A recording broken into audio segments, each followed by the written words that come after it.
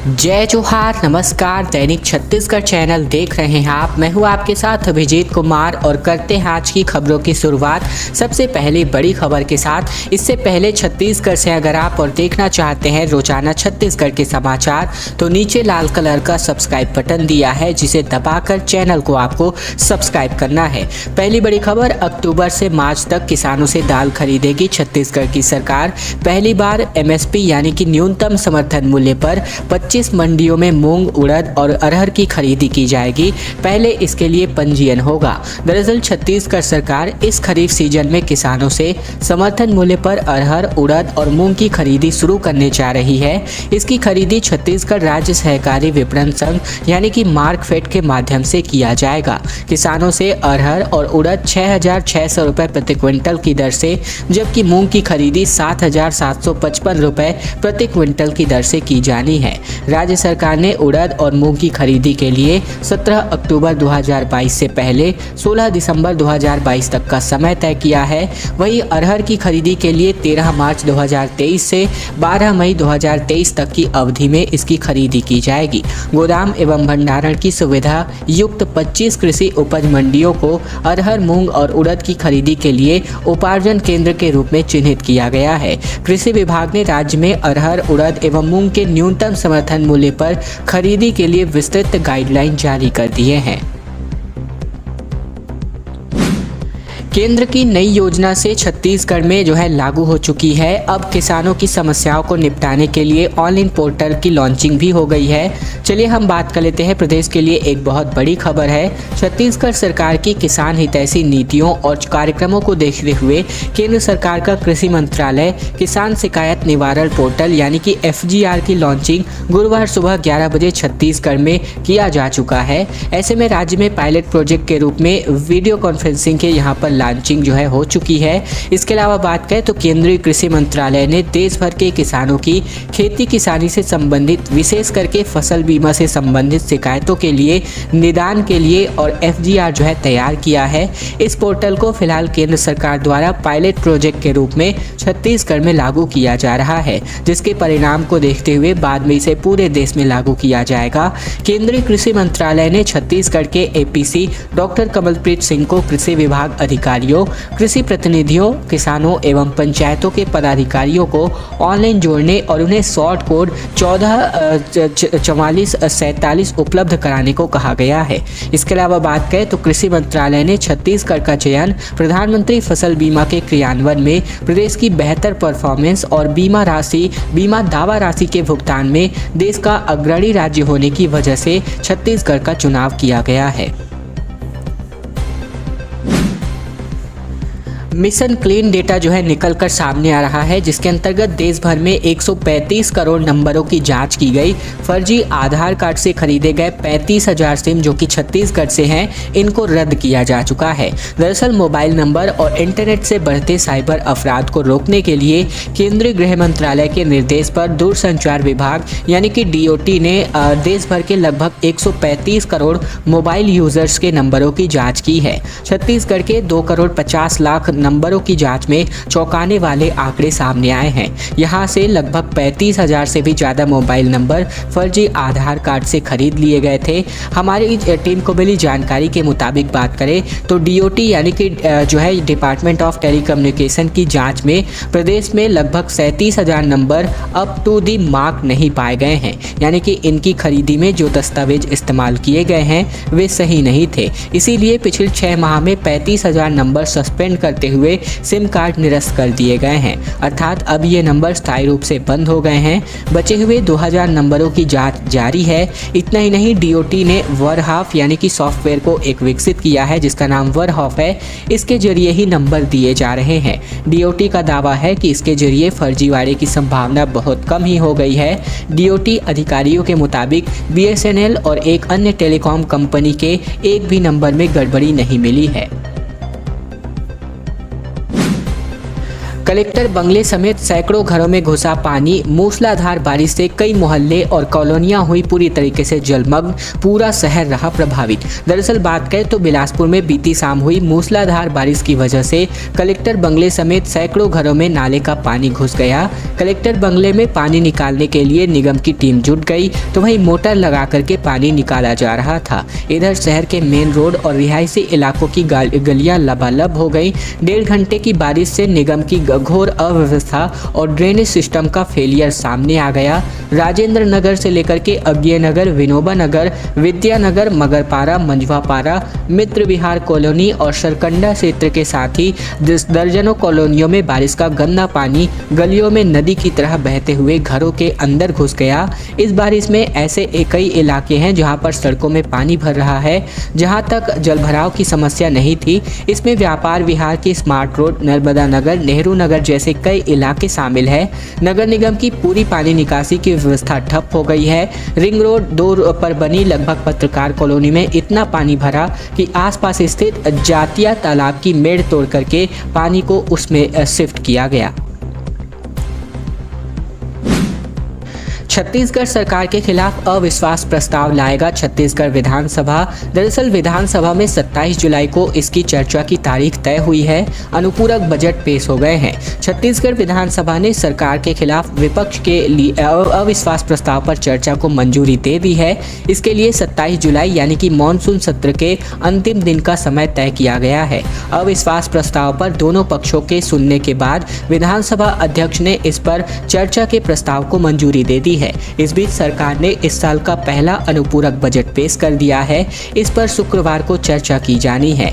इससे पहले सदन में स्वास्थ्य मंत्री टी.एस. सिंहदेव के इस्तीफे पर बवाल हुआ तो वहीं प्रधानमंत्री आवास योजना का काम पूरा नहीं होने को लेकर भी विपक्ष ने सरकार को घेरा।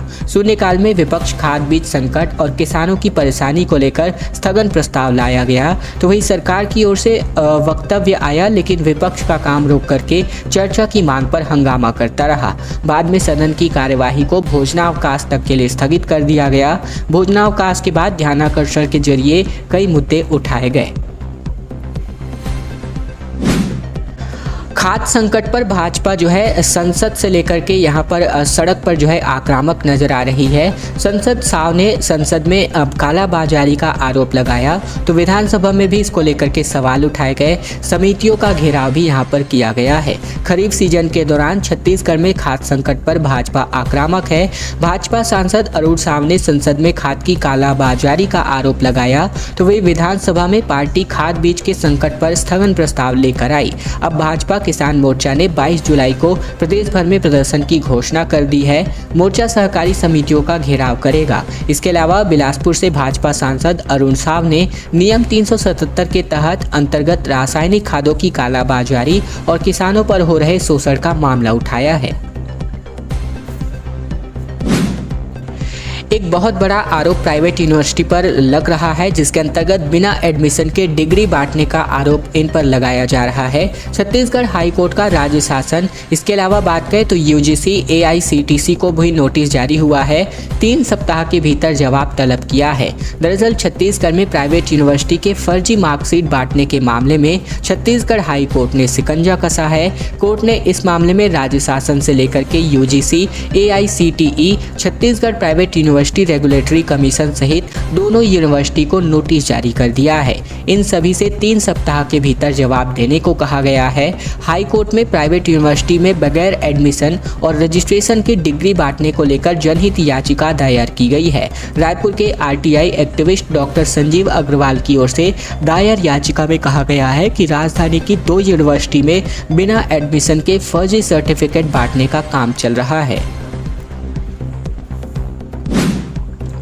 पेट्रोल डीजल के बाद अब पेट्रोल डीजल से भी महंगी मिट्टी तेल मिलने लगी है। केंद्र से सब्सिडी खत्म होने के बाद 2 माह में रेट 102 रुपए के पार चला गया है। छत्तीसगढ़ में जून में 50 रुपए प्रति लीटर बिक रहा था। छत्तीसगढ़ में पहली बार मिट्टी तेल पेट्रोल और डीजल से भी महंगा हो गया है। केंद्र सरकार ने मिट्टी का तेल पूरी तरीके से सब्सिडी खत्म कर दी है। राज्य सरकार की ओर से भी इस पर कोई सब्सिडी नहीं दी जा रही है। इस वजह से अब इसकी कीमत पेट्रोलियम कंपनी के डिपो से 101 1 रुपये तो वही राशन दुकान पहुंचने तक यह 104 रुपये हो जा रही है। रायपुर में अभी पेट्रोल की कीमत 102 रुपये 34 पैसे तो वही डीजल की कीमत 95 रुपये 32 पैसे में बिक रहा है।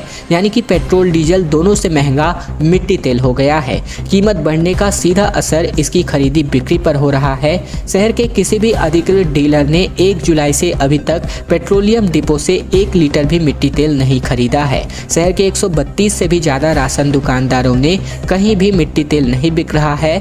लोग राशन दुकानों से मिट्टी तेल खरीदने पहुंचते भी हैं तो कीमत सुनकर वापस लौट जा रहे हैं। मिट्टी तेल की कीमत इस साल लगातार बढ़ रही है। साल की शुरुआत में इसकी कीमत तकरीबन 40 रुपये प्रति लीटर थी। नेशनल हाईवे 43 का हम हाल और बेहाल जो है दिखाने वाले हैं आपको। 140 किलोमीटर तक का ये जो हाईवे है वो हाईवे हो रहा है, यानी कि हाय हाय करते लोग जो है एक किनारे से दूसरे किनारे पहुंच रहे हैं। रायगढ़ से आगे सिर्फ कीचड़ और गड्ढे ही मिलेंगे। 10 किलोमीटर प्रति घंटे की स्पीड में हर दिन 70,000 वाहन इस हाईवे से गुजरते हैं। छत्तीसगढ़ के रायगढ़ से कांसाबेल तक 140 किलोमीटर तक का सफ़र है। सड़क पर सिर्फ गड्ढे, कीचड़ और उन गड्ढों में लबालब भरा पानी देखने को मिल रहा है। ये तस्वीर है नेशनल हाईवे 43 की और उससे जुड़े स्टेट हाईवे की। ये हाईवे छत्तीसगढ़ को हैदराबाद यानी तेलंगाना से जोड़ने का काम करता है। हर दिन इस सड़क से 70 से 80 हज़ार वाहन महज 10 किलोमीटर प्रति घंटे की रफ्तार से निकल रहे हैं। बारिश का मौसम है और ऐसे में हमारी टीम ने छत्तीसगढ़ के नेशनल और स्टेट हाईवे का जायजा लिया। दरअसल सफ़र की शुरुआत रायपुर से की गई। रायपुर कांसाबेल रायपुर तक का सफ़र 800 किलोमीटर तक का है। बिलासपुर तक शानदार। ऐसे में बिलासपुर से जांजगीर और जांजगीर से रायगढ़ तक भी अच्छी सड़कें हैं। इसके आगे जैसे ही कुनकुरी की ओर आगे बढ़ते हैं, ड्राइवर हर कदम पर भगवान को याद करने लगता है। पंचायत विभाग से सिंहदेव का इस्तीफा जो है मंजूर हो चुका है। मुख्यमंत्री ने पोर्टफोलियो में बदलाव किया है। अब रविंद्र चौबे पंचायत एवं ग्रामीण विकास मंत्री के पद पर संभालने वाले हैं। मुख्यमंत्री भूपेश बघेल ने वरिष्ठ मंत्री टीएस सिंहदेव का इस्तीफा स्वीकार कर लिया है। उसके बाद सामान्य प्रशासन विभाग ने बदलाव की अधिसूचना भी जारी कर दी है। इसके मुताबिक सिंहदेव के पास अब स्वास्थ्य, चिकित्सा, शिक्षा, जीएसटी और 20 सूत्री कार्यक्रम क्रियान्वयन विभाग की जिम्मेदारी होने वाली है। पंचायत एवं ग्रामीण विकास विभाग अब कृषि मंत्री रविंद्र चौबे संभालने वाले हैं। मंत्री टीएस सिंहदेव ने शनिवार को शाम को पंचायत एवं ग्रामीण विकास विभाग से इस्तीफे की घोषणा की थी। उन्होंने मुख्यमंत्री भूपेश बघेल को 4 पेज का एक पत्र भी लिखा था। मुख्यमंत्री ने मंत्री डहरिया की बॉल पर मारा चौका। कुम्हारी में स्टेडियम और पालिका भवन का किया उद्घाटन, फिर मैदान में उतरे बल्लेबाजी करने। दरअसल मुख्यमंत्री भूपेश बघेल जो है कुम्हारी में नगर पालिका के नए भवन के लोकार्पण और स्टेडियम के उद्घाटन के लिए पहुंचे थे। स्टेडियम के उद्घाटन के बाद मुख्यमंत्री ने हाथ में बैट थामा और बल्लेबाजी करने मैदान में उतर गए। बात करें तो दूसरे छोर पर जो है नगरीय प्रशासन मंत्री शिव कुमार डहरिया बॉलिंग करने आए और सीएम ने चौका मारा। इसके बाद पूरा स्टेडियम तालियों से गूंज उठा। दरअसल कुम्हारी में 4.5 करोड़ रुपए की लागत से स्टेडियम और 3 करोड़ 54 लाख रुपए की लागत से नगर पालिका भवन का निर्माण किया गया है। उद्घाटन के मौके पर स्टेडियम में पहले मैच में मुख्यमंत्री ने खेला। मंत्री डहरिया ने पहली बॉल डाली तो वह वाइड करार दे दी गई।